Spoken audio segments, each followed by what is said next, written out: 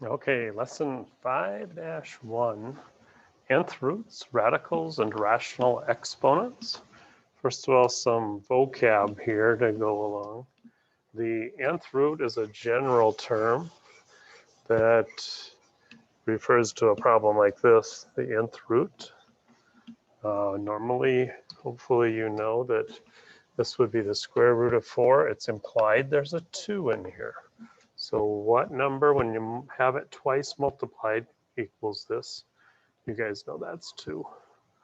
And then if we move over here, a number multiplied, but you have that number 3 times multiplied. So that would be a 4 times another 2. So this is also 2. And the fourth root, so 8 times another 2, that would still be 2. The number that's inside of here, the root, that's called the index vocab. I'm not going to give you a vocab quiz, but in case it would ever be in a question, the radicand is the number under the square root. So x to the nth and an nth root, hopefully you understand that means you have x n times, and that's what we're looking for. So this would just be another name for x.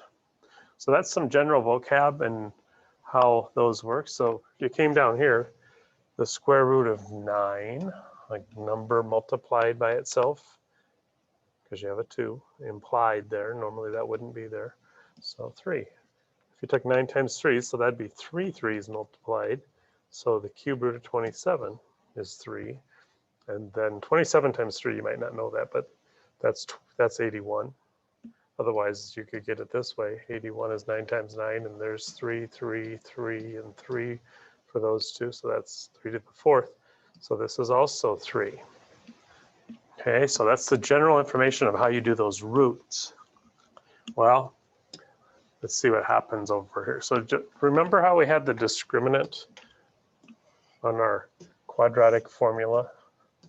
The b squared minus 4ac under there, and we said if that's positive, because you have a plus or minus, you can get 2 solutions, like on your graph, cross twice. If it was 0 under there, when you add 0 or subtract 0, you get the same thing. So 1 solution on a quadratic. So the only way to do that is the vertex is on there. And if it's negative under there, that's no real solution. So that would be something where your problem never crosses the x-axis. So for this problem right here, for example, b squared, there's your b. A here, the coefficient would be 1. And then this c, I wanted a plain 25 there, not 125. That was my fault. Take that out of there. So b squared would be 5 squared, 4ac. And if you take 25 minus this 125, like a negative 100.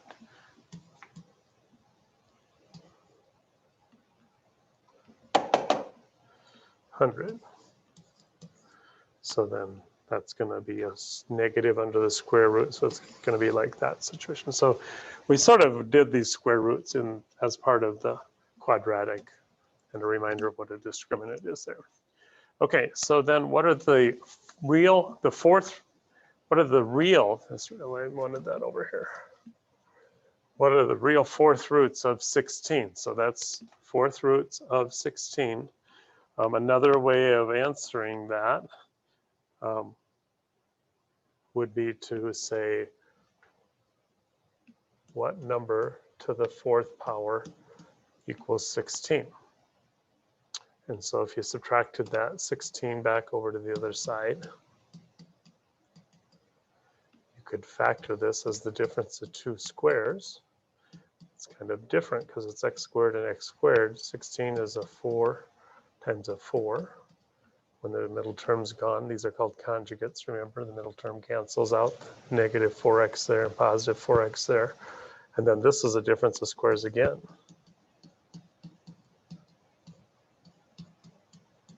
And then the sum of 2 squares does not factor.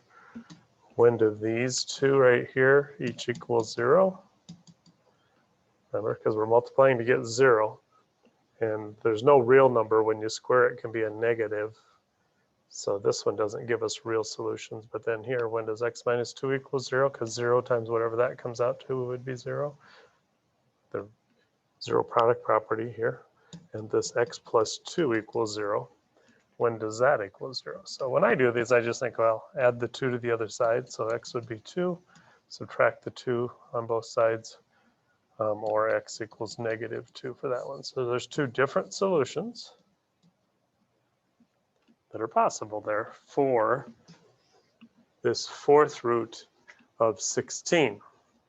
Now, normally when you do these problems, though, the negative answer, they call it the primary root, and they're really looking for just the positive 2.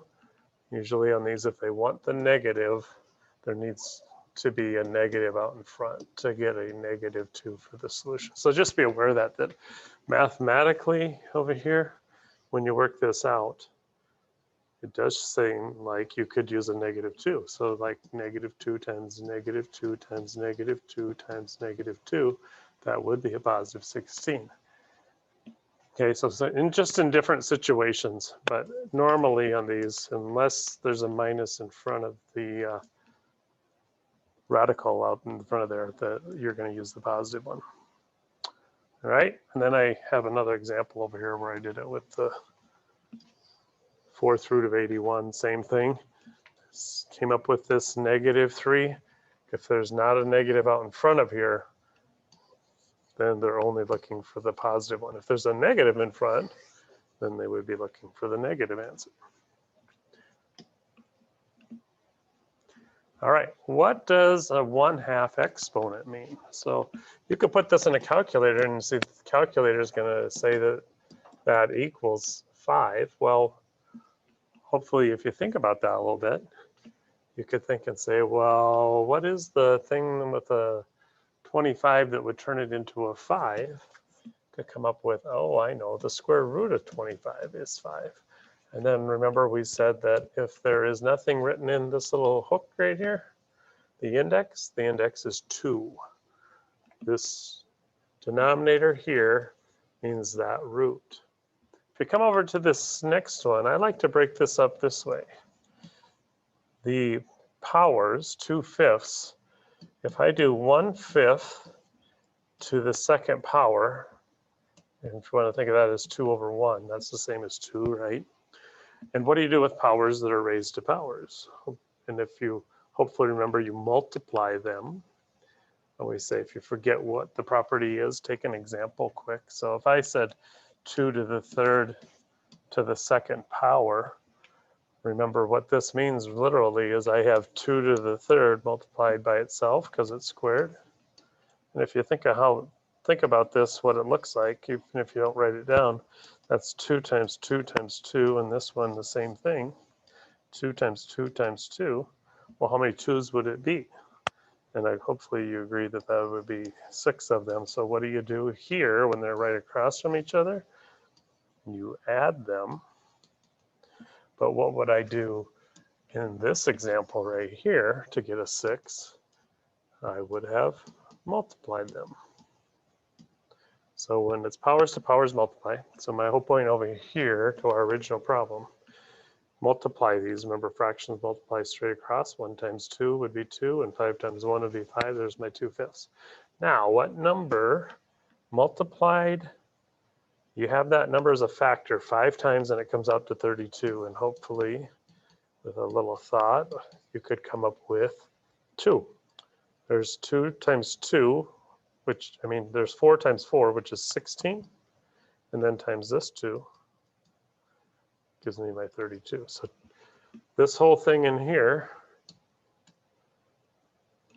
is just another name for 2. So this is 2 to the second, or the final answer of 4. Continuing, well, this one, do the inside of the parentheses first. So this inside of here would be like 16 to the 1/4 if we follow what we did on the last one to the third power. And that in there, if you can do it without writing it down, great. If you need to write it out in radical form. So what number multiply, when it's a factor 4 times gives you 16, that would be the 2. Then you still have the third out there, and don't forget the minus is outside of all of it. So then 2 to the third is 8. Put the negative on last.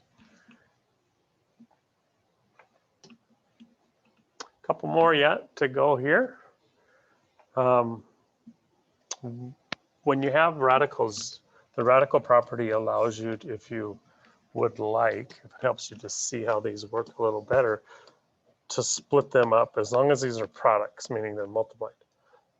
If it's addition or subtraction, it doesn't work, but for a product,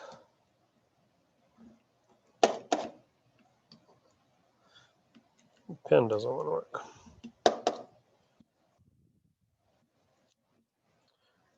Let's see, cube root in here, a to the third, and a cube root of b to the ninth. All right, so this means if you had 3 of these factors, if you think about that, -2 times -2 times -2 equals -8.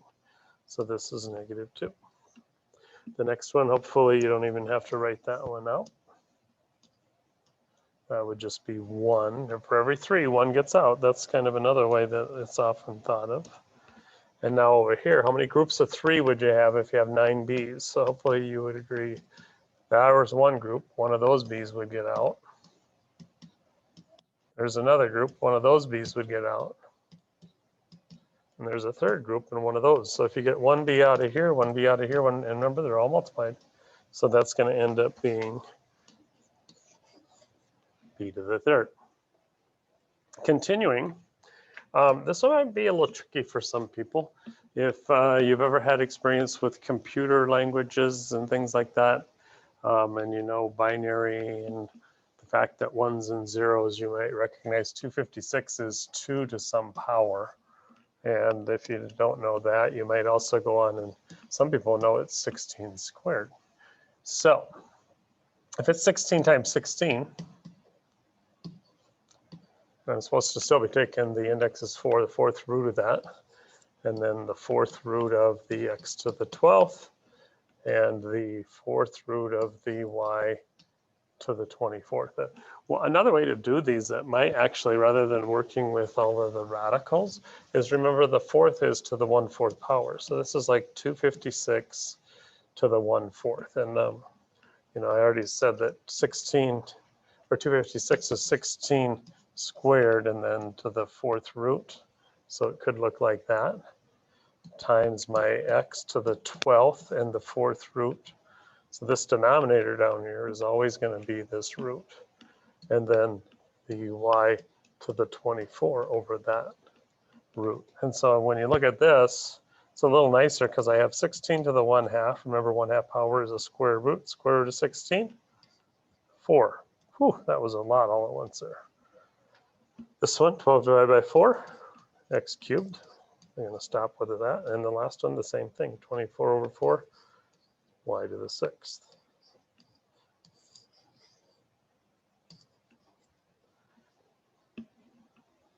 Okay, so you could have done some more with this like I did on this side, but if you get used to these rational exponents, rational root word is ratio, so rational when you can write something as a fraction. All right, last ones we're going to take a look at. How do you solve a problem like these then? So the first thing I would think here is, let's undo that 5. That gets the problem so it might look a little simpler. If I'm not mistaken, I believe that's 64, 320 divided by 5. On this next one, divide by that coefficient, p to the 4th then being 81. And then you could take a cubed root here to undo a cube. Some people might think of doing that. Somebody else might also say, well, could I raise this to the 1/3 power? Because 3 times 1/3 would be 1. And then this means the cube root is 64. And if you're not aware of this, 4 times 4 times 4 is indeed 64.